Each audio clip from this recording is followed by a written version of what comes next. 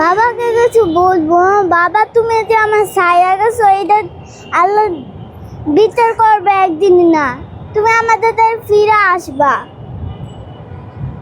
বাবার কথা মনে পড়ে? বলো তো। আমার আব্বু আমার ছায়া গেছে, আমার আব্বুর জন্য আমার অনেক কষ্ট হয়। আমার রাতে ঘুমাইতে চাইলে মনে হয় আমার দুজনের মাঝখানে শুইতে মন চায়।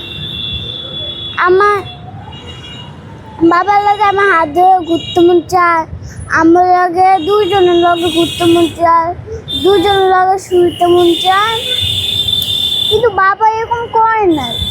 বাবা আমি ফালাই দিছে এতিম মতো।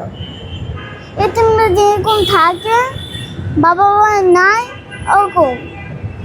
আর আমি ঘুমের তো উঠলে বলে তুমি মা তুমি কি স্বপ্ন দেখছো, তুমি কি বাবা বিয়া দেখছো, বাবা রসগোল খাবা, তোমার নতুন মা লাগতো। আমি বলছি বাবা নতুন মা মারে কাজ করে, তারপরে বলে সকালে উঠলে। আমি কোনো কথাই বলি না, শুধু আমার এটাই বলতে থাকে। আর তুমি এগুলোর আর দরকার আমি নেই, তুমি ভাবি বলো তুমি নাই তোমার যে বাবা এরকম করবে।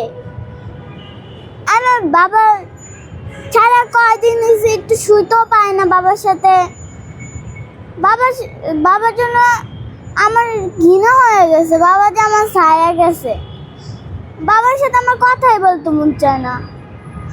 কেন বাবা কেন বাবার সাথে কথা বলতে মনছে না? বাবা তো বাবা এখন যদি বাবা হইতো তাহলে আমার ছায়া যাইতো। আমি জানতাম না এরকম করতো আমার বাবা আমার সাথে। আল্লাহ বিচার দিয়ে রাখছি বাবার নামে। তুমি স্কুলে যেতে পারো, স্কুলে পড়ো? এখনো পড়ি না। স্কুলে পড়বা, পড়াশোনার চিন্তা ভাবনা আছে?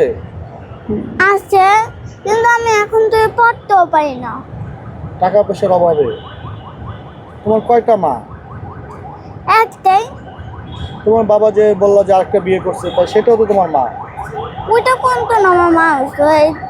যদি মা হইতো আমার মায়ের মতো ভালোবাসে দিচায় মহিলা আবার সাহস পাইলো কেমনে যে আমার এতিমখানায় দিবে?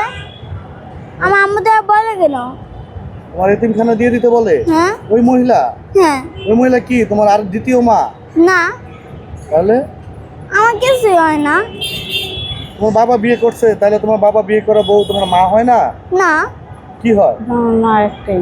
আমার মা একটাই, আমার দ্বারা যে দাঁড়ায় আছে। তোমার মা একটাই। বাবাকে কিছু বলবা? বাবা